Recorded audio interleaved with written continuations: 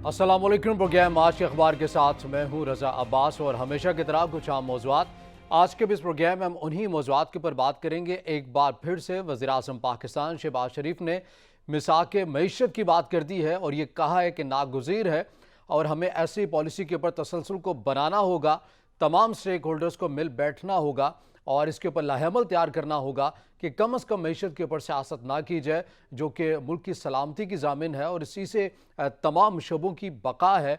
और उसके लिए तमाम स्टेक होल्डर से एक बार फिर से उन्होंने कहा है कि हम सबको बैठना होगा और इसी चीज़ को तसलसल को बरकरार रखना होगा।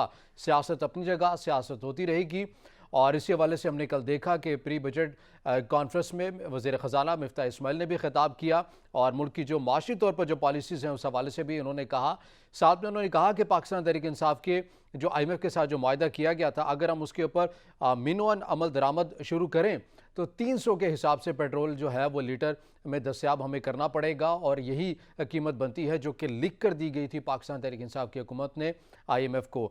तो इस हवाले से हमने अभी उस तरह से अमल दरामद नहीं किया है, लेकिन बहरहाल जो हम एक सब्सिडी बड़ी मिकदार में सब्सिडी दे रहे थे हमने उसको ख़त्म किया है, लेकिन बहरहाल फिर भी 7 से 8 रुपए की जो सब्सिडी है वो हम फी लीटर के हिसाब से हम दे रहे हैं और इसी तरह डीजल में भी दे रहे हैं। लेकिन 12 सख्त फैसले उन्होंने कहा कि कर रहे होंगे अगर मुल्क की मईशत को बचाना है, मुल्क को बचाना है, मुल्क को डिफ़ॉल्ट होने से बचाना है। और ये कोई पहला मरहला नहीं है। जब भी कोई नई मखलूत हुकूमत आए या कोई भी एक 2/3 अक्सरियत से हुकूमत आ जाए या फिर एक इत्तेहादियों के बलबूते के ऊपर हुकूमत आ जाए तो हमें हर बार यही सुनने को मिलता है, यानी कि आवाम को हर बार यही कहा जाता है कि बहुत मुश्किल हालात हो चुके हैं, बहुत सख्त फैसले करने पड़ेंगे अगर मुल्क को डिफ़ॉल्ट होने से बचाना है। साबिक़ा हुकूमत ने ऐसा कर दिया, साबिक़ा हुकूमत ने वैसा कर दिया। तो ये वो चीज़ें हैं जो कि अब आवाम को असरनो याद भी हो चुके हैं। जिस तरह से जो चीज़ें हर सियासी जमात की जब हुकूमत आती है तो ये बातें करता है। लेकिन आज के इस प्रोग्राम में हम थोड़ा अलग से हट के ये बात ज़रूर करेंगे कि आखिर कोई तो ज़िम्मेदार है इस मुल्क को इस नहज के ऊपर पहुँचाने के लिए, कोई तो ज़िम्मेदार है। हमारे पड़ोस में भारत को देख लें कि भारत की करेंसी कहाँ खड़ी है, भारत की माशी पॉलिसीज़ क्या होती हैं और मईशत के लिहाज से वो कहाँ पर खड़ा है और हम कहाँ खड़े हैं। आज़ादी गो के हम साथ साथ ही मनाते हैं और आज़ाद होने के दावेदार हम दोनों साथ साथ ही करते हैं, लेकिन आज उनकी पॉलिसीज़ देख लें और हम अपनी पॉलिसी देख लें। इस नुक्ते के ऊपर भी बात करेंगे। इसके साथ साथ पंजाब की सूरत हाल बड़ी दिलचस्प है। कमर ज़मान कायरा कहते हैं कि पाकिस्तान मुस्लिम लीग नून और पीपल्स पार्टी 10 साल तक साथ रहने का इरादा हम कर चुके हैं, साथ रहेंगे। कल हमने देखा इसी ज़िमन में मुलाकात भी हुई साबिक़ सदर आसिफ अली ज़रदारी की और वज़ीर आला पंजाब हमज़ा शहबाज की, जिसमें ये कहा गया है, ये इत्तफ़ाक़ किया गया है कि जो पंजाब के आइंदा ज़िमनी इंतख़ाबात आने वाले हैं वो मिलकर हम लड़ेंगे, उम्मीदवारों को मिलकर सपोर्ट करेंगे। और ये तमाम चीज़ें पंजाब में बड़ी तेज़ी से हरकत करती हुई हमें नज़र आ रही हैं, यानी कि तमाम सियासी जमातें इलेक्शन मोड में जाती हुई नज़र आ रही हैं और हल्का बंदियाँ अपने तय करती हुई नज़र भी आ रही हैं। इस हवाले से भी बात कर लेंगे।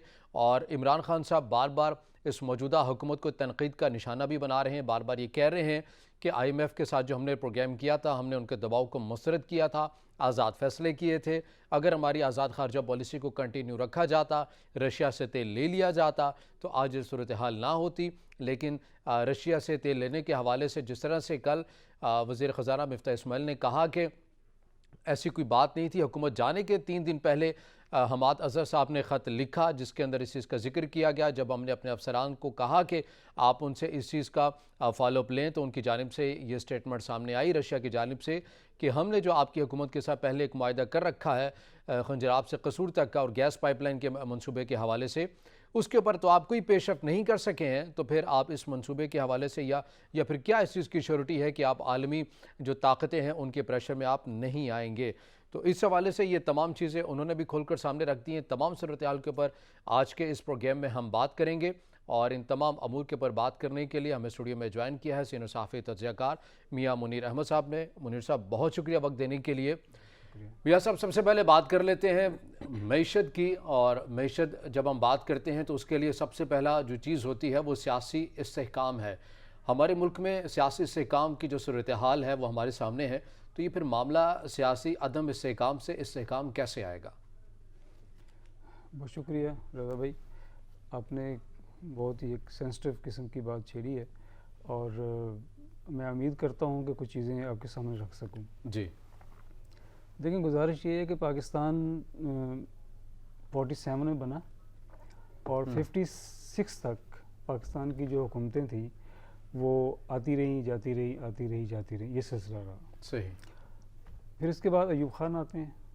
ایوب خان آئے ہیں تو انہوں نے کچھ چیزوں کو سنبھالنا شروع کیا اور وہ اس وقت اقتدار سے باہر نکلے ہیں جب وہ اپنا 10 سال کا ترقی کا ایک اشرہ منانے کی کوشش کر رہے تھے یا تیاریاں کر رہے تھے. ایک ایسا حکمران جو اپنا ایک اشرہ منانے کی کوشش کر رہا ہو اور اسی دوران اس کو اقتدار سے باہر نکال دیا جائے تو اسی سے آپ کو اندازہ ہونا چاہیے کہ پاکستان کے اندر جو عدم استحکام کی جو پوزیشن رہتی ہے وہ کتنی نقصان دہ ہوتی ہے کسی بھی معیشت کے لیے. اس کے بعد بھٹو صاحب آتے ہیں. بھٹو صاحب جب آئے ہیں اور ہمارے ساتھ ایک واقعہ ہو گیا, بلکہ بھٹو صاحب کے آنے سے پہلے ہوا کہ مشرقی پاکستان الگ ہوا. اس کے الگ ہونے سے ہماری جو پاکستان کی معیشت تھی وہ کافی حد تک متاثر ہوئی اور ہم اپنے پاؤں پہ کھڑے نہیں ہو سکے. بھٹو صاحب کی 3-4 سال کی جو حکومت تھی وہ گئی. اس کے بعد پھر ملک میں مارشاء اللہ آیا, 7 سال وہ مارشاء اللہ رہا. انہوں نے پھر آ کے زیاد صاحب نے آ کے تو کچھ چیزوں کو سنبھالنے کی کوشش کی. اس کے بعد پھر جمہوری حکومتیں آتی رہیں پھر جاتی رہیں. حکومت آتی تھی پھر ٹوٹ جاتی تھی, آتی تھی پھر ٹوٹ جاتی تھی. تو یہ جو آپ کا سیاسی عدم استحکام رہا ملک میں, جو میں نے ایک ایسا شارٹ سا آپ کے سامنے ایک جائزہ رکھا ہے, تو یہ ایک بیسک ریزن تھی کہ ہم اپنے ملک میں ایک معاشی استحکام نہیں لا سکے.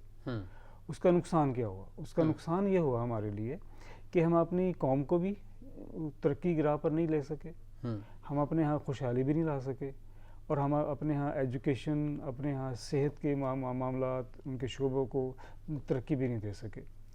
یہ ٹھیک ہے کہ ہم نے اس دوران پاکستان نے ایٹمی پروگرام بنایا, اس کو ترقی دی, اس کو محفوظ کیا. پھر ہم نے ایک وقت آیا کہ ہم نے انڈیا کے مقابلے میں آ کے اس کا اظہار بھی کر دیا کہ ہم ایک ایٹمی قوت ہے. جب ایٹمی قوت ہم بنتے ہیں تو دنیا نے کہا کہ آپ نے کیا کیا, انہیں ہم پہ پابندیاں لگائی اور پھر ہم ایک نئی اقتصادی پابندیوں کے اوپر آ گئے. اس سے پہلے بھی ہم رہے ہیں. جب افغان وار ہو رہی تھی ہم ضیاء کی رجیم میں پریسل ترمیم ہمارے اوپر ایک مسلط کی گئی تھی, آپ کو یاد ہوگا.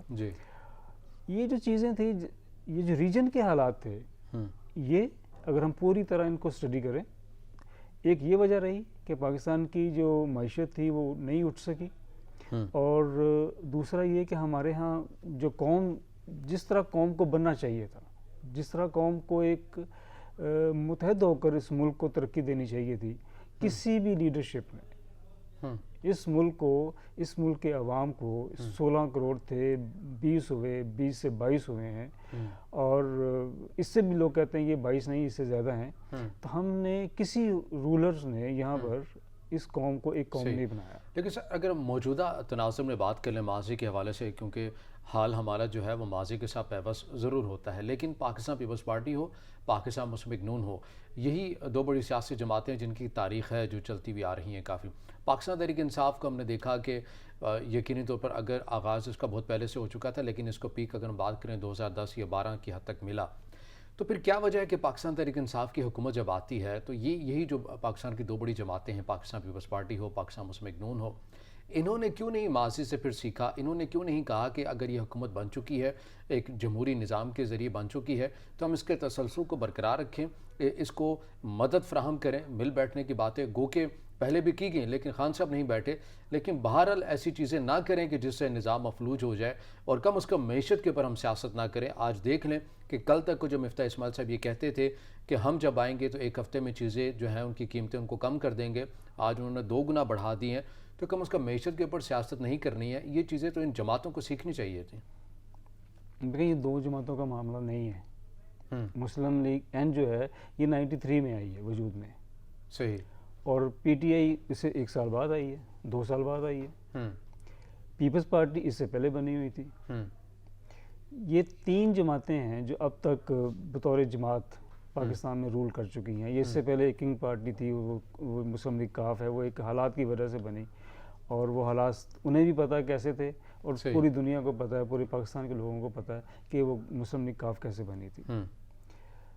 اب آپ کا جو یہ سوال ہے کہ جی تینوں جماعتیں جو اقتدار میں رہی ہیں اور انہوں نے سیکھا کیوں نہیں اس ملک کی معیشت کو بہتر بنانے کے لیے، اس کی بالکل بیسک جواب اس کا یہ ہے کہ تینوں جماعتیں خود کو یہ سمجھتی رہیں کہ وہی اس ملک کے مسائل کا حل ہے.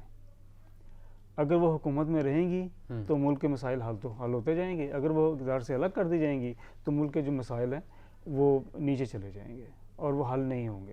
یہ مسائل جو ہیں وہ بڑھتے چلے جائیں گے. یہ ایک ان کے ذہن میں ایک بات ہے، آج بھی یہی ان کے ذہن میں یہ بات ہے.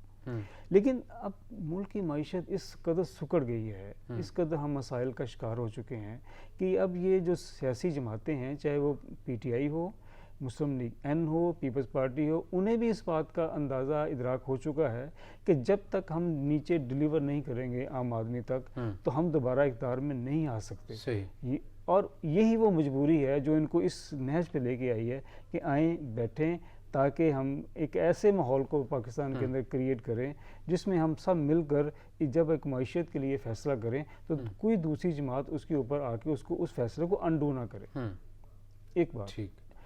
لیکن یہ کس طرح ہوگا؟ اب کویسچن یہ ہے کہ یہ اس سوال کا جواب آپ بریک کے بعد دیے گا کہ یہ کس طرح سے امپلیمنٹ ہوگا، کہ کیسے اس کے اوپر جو چیزیں ہیں وہ طے پائیں گی، کیونکہ فواز چودھری صاحب یہ کہہ چکے ہیں کہ کم از کم معیشت کے اوپر ہم نہیں بیٹھ سکتے ہیں. انہوں نے ایک پروگرام کے اندر بالکل واضح کہا کہ معیشت ایک ایسی چیز ہے جو ہر پارٹی پالیسی کی اپنی ایک لائن ہوتی ہے اور اسی کے اوپر سیاست بھی کی جاتی ہے. تو پھر یہ کیسے ممکن ہوگا، عمل درآمد کیسا ہوگا؟ اس سوال کا جو جواب ہے وہ اپنے مہمان سے ہم لیں گے. ناظرین ایک بریک کے بعد ہمارے ساتھ رہیے گا.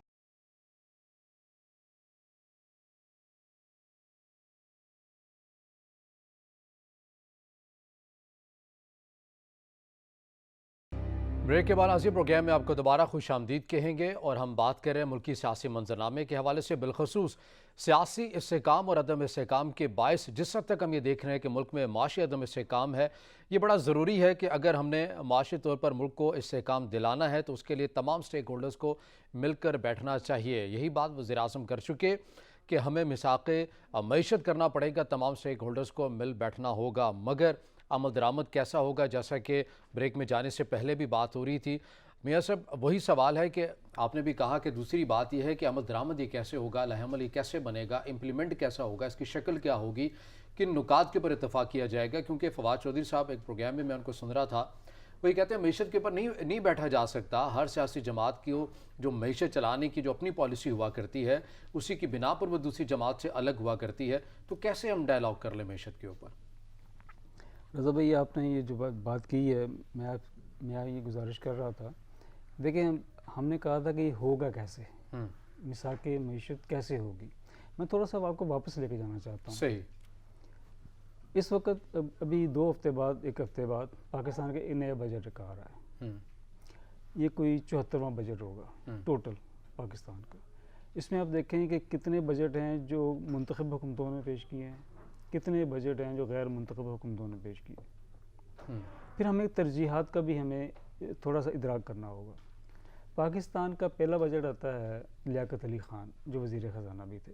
صحیح. اچھا، اس وقت کہ جب برصغیر سے پاکستان بنتا ہے تو جاگیردارانہ ایک نظام تھا.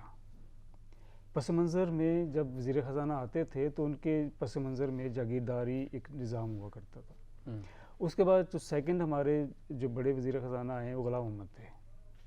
اچھا، وہ بیوروکریٹ تھے، ان کی اپنی ترجیح تھی، لیاقت علی خان کی اپنی ترجیح تھی. اس کے بعد جب ایوب خان آتے ہیں، پورا سارا اس میں انہوں نے ایک نئے وزیر خانہ لے کے آئے، شعیب ان کا نام تھا، ان کی اپنی ترجیحات تھی. پھر بھٹو صاحب کے زمانے میں حنیف خان ساہیوال کے ہوا کرتے تھے، ایم این اے تھے، وہ وزیر خزانہ بنے.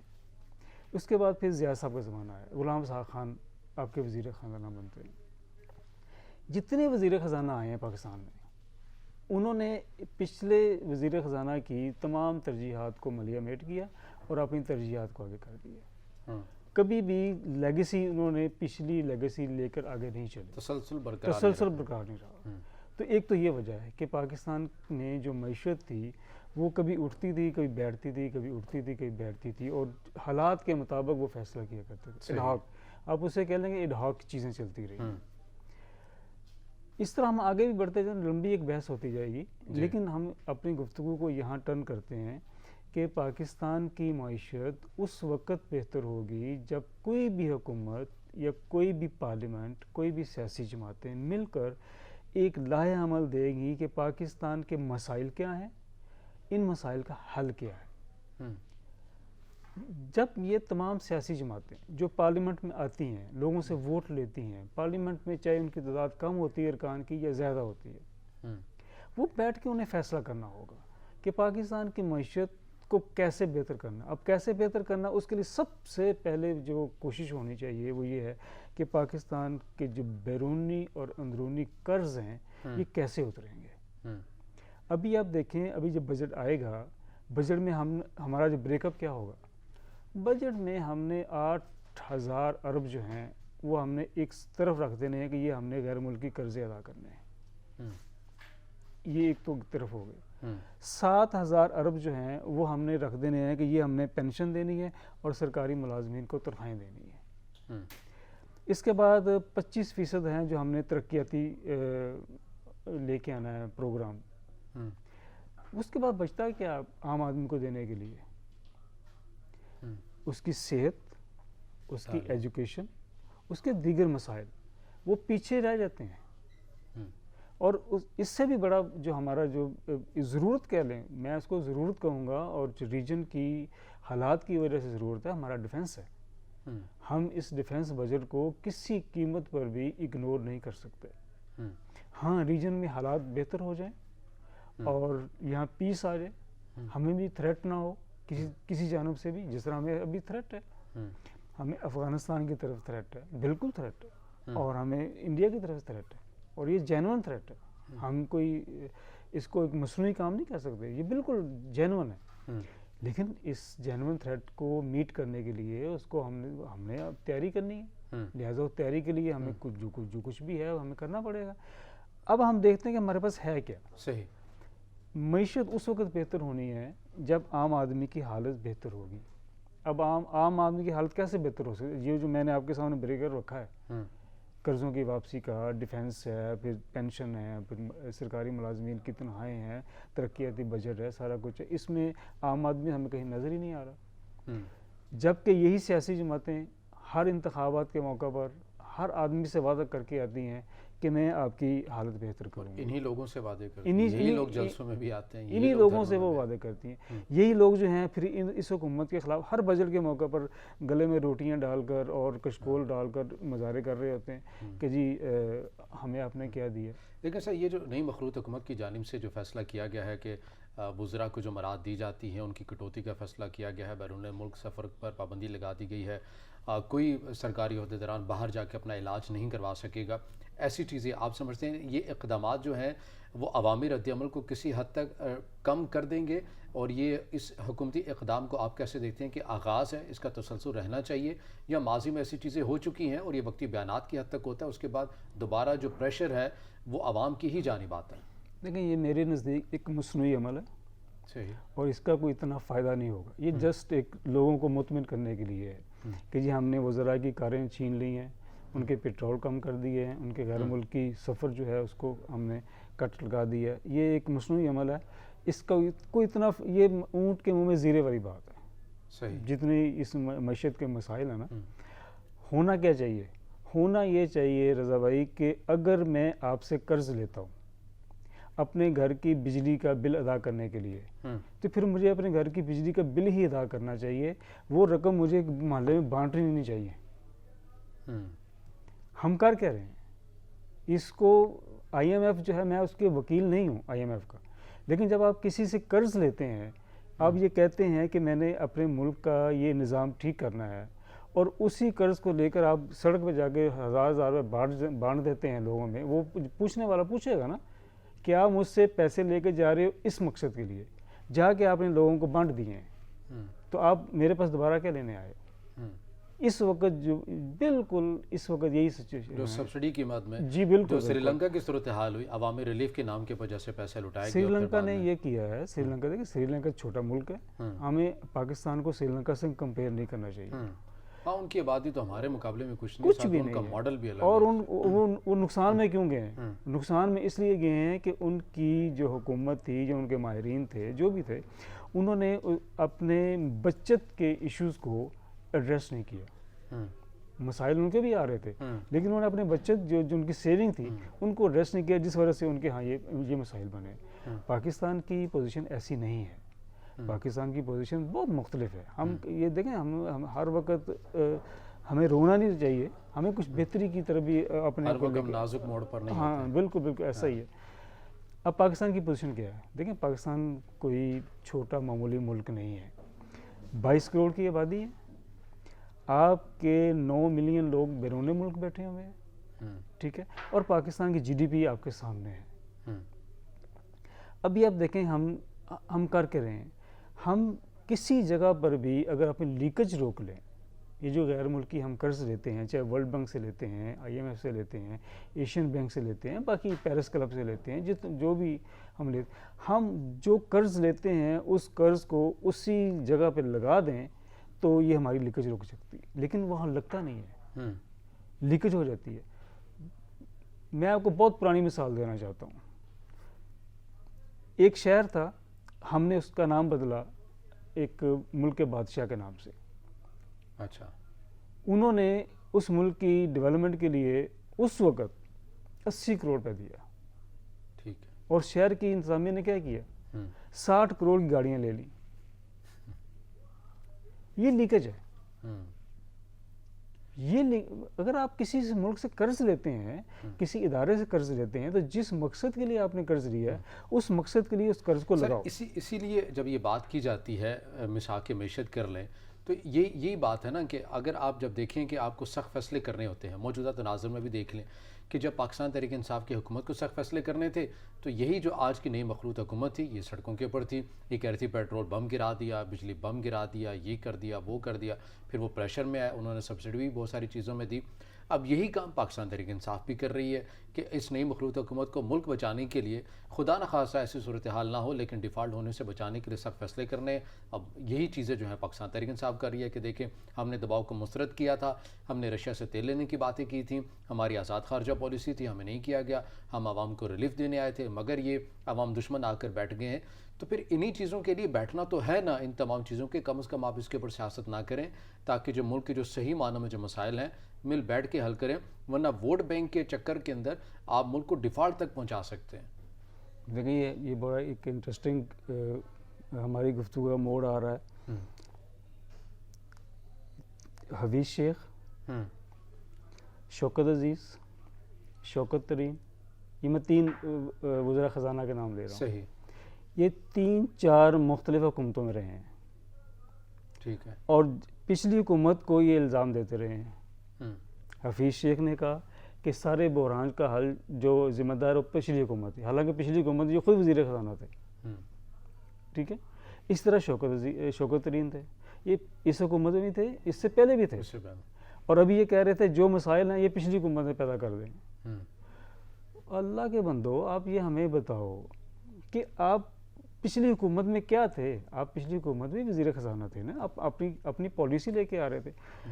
پاکستان کی سیاسی جماعتوں کو اپنا بیٹھ کر ایک مرتبہ جائزہ لینا ہوگا کہ کیا ان کی ٹیم میں کوئی پاکستانی وزیر خزانہ نہیں ان کو مل سکتا؟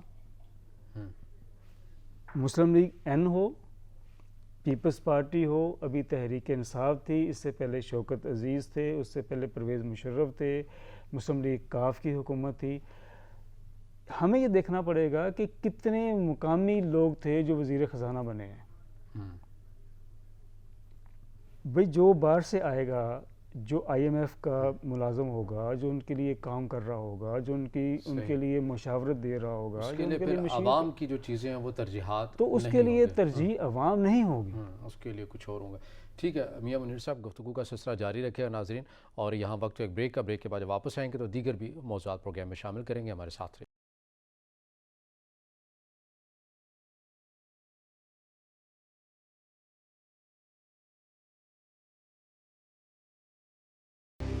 بریک کے بعد ناظرین پروگرام میں آپ کو دوبارہ خوش آمدید کہیں گے، اور ہم بات کر رہے ہیں ملک میں سیاسی منظرنامے کے حوالے سے۔ پروگرام کے سیگمنٹ میں ہم بات کریں گے پاکستان تحریک انصاف کی پالیسی کے حوالے سے کہ جس طرح سے بار بار پاکستان تحریک انصاف کے چیئرمین اور سابق وزیر اعظم عمران خان صاحب جس تسلسل کے ساتھ اس نئی مخلوط حکومت کے اوپر تنقید کر رہے ہیں اور بار بار ان کی معاشی پالیسی کے حوالے سے کہہ رہے ہیں کہ ہم نے عالمی دباؤ کو مسترد کیا تھا، ہم نے صحیح معنوں میں عوام کو ریلیف دیا تھا، मगर ये आलमी ताकतों के ज़ेर असर आ चुके हैं और उनके दबाव लेते हुए इन्होंने जो तमाम प्रेशर है वो आवाम की जानिब मुंतकिल कर दिया है और बार बार इदारों के हवाले से भी वो बातें करते हुए नज़र आते हैं। जलसों धरनों की सियासत को वो जारी व सारी रखने की भी बातें करते हैं। गिरफ्तारी के हवाले से कहते हैं कि मुझे गिरफ्तार करने से ये मामला नहीं रुकेगा, अब ये तहरीक चल निकली है, अगर मुझे गिरफ्तार किया भी गया तो हर घर से इस तहरीक के नुमाइंदगान जो हैं वो निकलेंगे। मियाँ साहब, कल भी इमरान खान साहब ने वकला से खिताब किया और कहा कि अब ये तहरीक नहीं रुकेगी और अगर ऐसा हो जाता है, मेरी गिरफ्तारी को अमल में लाया जाता है, तो आप वकला ने लीड करना है, आप वकला ने मौसर आवाज़ उठानी है।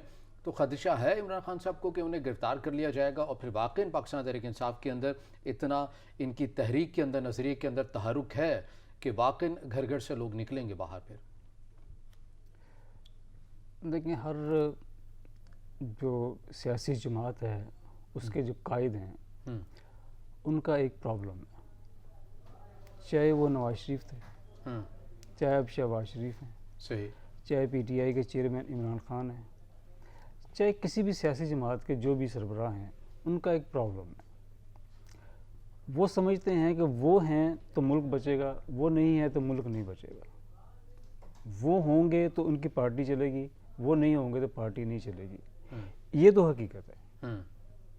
लेकिन वो नहीं होंगे तो मुल्क नहीं चलेगा, ये हकीकत नहीं है।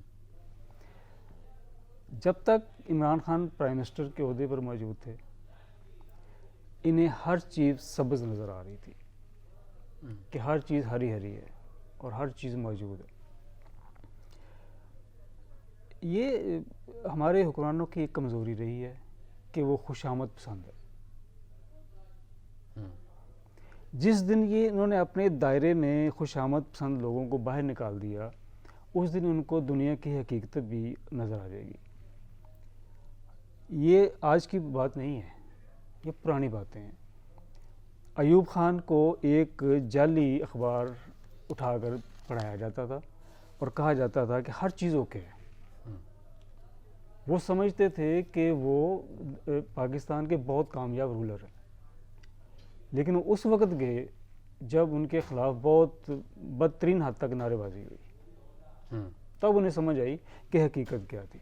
सर, आज के हुक्मरान तो ये कहते हैं हम अखबारें भी नहीं पढ़ते, हम तो टीवी भी नहीं देखते, और ये बड़ी फ़ख्री अंदाज में मैं आपसे यही गुजारिश कर रहा हूँ कि उनके गिर्द के एक ऐसा हल्का है जो उन्हें हर वक्त कहता है कि जी हर वक्त आपके लिए सब्ज़ लाइट है, आप गो हैंड है आपके लिए, आप जाएं, आपके लिए कोई सुर्ख इशारा नहीं है, आपकी ट्रैफिक रुकने वाली नहीं है और आपकी पॉलिसी लोगों को बहुत पसंद आ रही है, हर चीज़ ओके है। तो वो समझते हैं कि वो इसीलिए उनका ये रवैया बन जाता है। जब उनको एक दायरा बताया जाएगा कि भाई ये रेड है, ये येलो है, ये सब्ज़ है, आपने यहाँ रुकना है, यहाँ खड़े होना है, यहाँ इंतज़ार करना है, तब उनको अंदाज़ा होगा कि ज़मीनी हक़ाइक़ क्या है। एक यहाँ फंक्शन हो रहा था, उसमें एक मुल्क के सफ़ीर थे, लोगों ने बड़ी वहाँ गुफ्तगू की कि जी आपकी दोस्ती हमारे साथ ज़मीन से बड़ी बुलंद है, समुद्रों से गहरी है, शहद से मीठी है। तो अब उनकी बारी आई तो उन्होंने कहा कि भाई पहले आप ज़मीन पर आओगे तो आपसे बात होगी। ठीक है, इन हुक्मरानों को भी जो सियासी जमातों के कायद हैं उनको ज़मीन पर आना पड़ेगा ताकि उन्हें समझ आए कि इनके सामने जो खड़ा आम आदमी है वो किस हाल में खड़ा है। सही सर, अभी तक तो ये नहीं आए, लेकिन देखते हैं कि आगे ये आते हैं या नहीं आते। पंजाब की सूरत हाल के ऊपर बात कर लेते हैं, वक्त बिल्कुल कम रह गया है। हमने देखा कि कल मुलाकात होती है साबिक़ सदर आसिफ अली ज़रदारी की और वज़ीर आला पंजाब हमज़ा शहबाज की, जिसमें यह तय किया गया कि ज़मनी इंतख़ाबात जो है मिलकर लड़ने हैं। और क़मर ज़मान कायरा साहब की स्टेटमेंट नज़र से गुजरी जिसमें उन्होंने कहा कि 10 साल तक हमने यादा कर लिया है कि पाकिस्तान मुस्लिम लीग नून और पाकिस्तान पीपल्स पार्टी एक साथ चलेंगे। लगता है कि आपको ये इत्तेहाद जो है वो बड़ी नज़रियाती बुनियादों के ऊपर, हमने पहले से भी ये देखा कि मिसाक़ जमहूरियत भी हुई, फिर उसका अंजाम क्या हुआ। PDM अगर हम हाल ही की बात कर लें तो बड़े मुख्तसर दौरानिए में पाकिस्तान पीपल्स पार्टी अलग होगी, तो 10 साल ये रह लेंगे साथ। सियासतदान की बात पे जिसने एतबार किया वो मारा गया, ये एक असूल आप समझ लें। सियासतदान हमेशा जो वक्ती फ़ायदा होता है उस पर खड़ा होता है और लॉन्ग टर्म प्लानिंग का आदी हमारा सियासतदान है ही नहीं। किसी सियासी जमात को उठा के देख लें, किसी के पास लॉन्ग टर्म प्लानिंग नहीं है। पीपल्स पार्टी 1970 سے پہلے کی بنی ہوئی ہے. جب بھٹو صاحب کا اقتدار ختم ہوتا ہے تو اس کے بعد پیپلز پارٹی کے وہ قیمتی جو ہیرے تھے وہ پیپلز پارٹی سے الگ ہو گئے. اس کے بعد پیپلز پارٹی اپنے ماضی کی طرف واپس لوٹ نہیں سکی, اپنی مقبولیت وہ حاصل نہیں کر سکی. 1970 میں پیپلز پارٹی سندھ سے زیادہ نہیں جیتی تھی لیکن پنجاب سے بہت جیتی تھی. اٹک سے رحیم یار خان تک Peoples Party popular Peoples Party تھی, پاپولر سیاسی جماعت تھی. لیکن اس کو آ کے اس کی جگہ کو فل کیا نواز شریف نے. انہیں وہ کس طرح فل کر سکے, انہیں کیا موقع ملا, کیسا ماحول ملا, یہ ضیاء دور میں کیسا ان کو ماحول بنا کر دیا گیا, ماحول بنا کر دیا گیا. اس کے بعد سے پھر پاکستان پیپلز پارٹی پنجاب میں دوبارہ نہیں اٹھ سکی. یہ دیکھیں پیپلز پارٹی کا بھٹو دور کے بعد دوبارہ پنجاب میں وزیر اعلیٰ نہیں آ سکا. یہ ایک لمبا گیپ ہے. اب بھی پیپلز پارٹی کوشش کر رہی ہے کہ اپنے آپ کو پنجاب میں زندہ کرے, لیکن مجھے لگ نہیں رہا کہ جس طرح کی اس کے پاس لیڈرشپ ہے, جس طرح کی اس کی ترجیحات ہیں, جس طرح کی مطلب اب پنجاب کیا چاہتا ہے, یہ میں بات ممکن ہے کہ بہت تلخ ہو جائے گی یہاں پر, اور میں کرنا چاہتا ہوں اس پہ. جی, پاکستان کا اصل مسئلہ یہ نہیں ہے, یا پنجاب کا اصل مسئلہ یہ نہیں ہے, سندھ کا اصل مسئلہ یہ نہیں ہے کہ مسلم لیگ اور پیپلز پارٹی آپس میں مل کے بیٹھے. اس ملک کا مسئلہ یہ ہے کہ پاکستان کے جو آئندہ 20, 30, 40 سال ہیں آئندہ, اس میں پانی کا کرائسس کیا ہے. یہ اتنا گہرا کرائسس ہے کہ پاکستان کا وہ ڈیم جس کے بارے میں پیپلز پارٹی باقی دیگر جماعتیں مزاحمت کر رہی ہیں, فیوچر میں ان کو یہ مجبور ہونا پڑے گا کہ اس ڈیم کی طرف واپس آئیں تاکہ پاکستان کی زراعت جو ہے وہ بہتر ہو سکے. پاکستان میں پانی کا کرائسس اس قدر گہرا ہوتا جا رہا ہے کہ سیاسی جماعتوں کو جہاں وہ مساق معیشت کی بات کر رہی ہیں وہاں یہ بات بھی کریں. صحیح, ٹھیک ہے. سینئر صحافی تجزیہ کار میاں منیر احمد صاحب ہمارے ساتھ موجود تھے. آپ کے وقت کا بہت شکریہ. ناظرین, آج کے پروگرام سے اتنا ہی, اجازت دیجیے. اللہ حافظ.